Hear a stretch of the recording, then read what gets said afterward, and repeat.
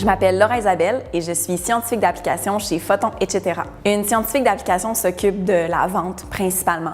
Mais comme on a une petite compagnie, je m'occupe aussi du marketing. J'ai un baccalauréat en physique de l'Université de Montréal et aussi une maîtrise en physique de la matière condensée de l'Université de Montréal. Pendant que je faisais ma maîtrise en physique, j'ai réalisé que j'étais très intéressée par les instruments que j'utilisais et j'ai aussi réalisé que j'adorais parler à des physiciens. Un travail en vente, c'est exactement ça. C'est travailler avec des instruments, puis avec des physiciens, écouter qu'est-ce qu'ils font, puis essayer de voir s'il n'y aurait pas un bon match entre nos instruments puis leur recherche. Chez Photon, etc., on a des caméras infrarouges qui peuvent être utilisées dans l'industrie pour le contrôle de qualité, aussi pour le tri de déchets.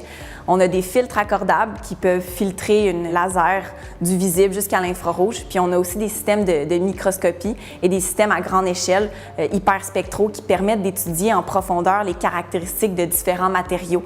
On a aussi un instrument qui permet d'étudier les petites souris pour la recherche pour le cancer.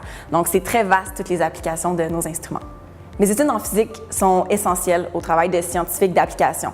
Je dois pouvoir comprendre ce que nos instruments peuvent faire, mais aussi la recherche de nos clients potentiels dans l'académique et dans le domaine industriel. Sans mes études, ce serait vraiment impossible. Ce que j'aimerais dire aux femmes qui sont intéressées par la physique, c'est que c'est un domaine, oui, où il y a beaucoup d'hommes, mais où les femmes réussissent aussi très bien. C'est pas plus difficile parce qu'on est une femme, parce qu'on est une communauté, dans le fond, en physique.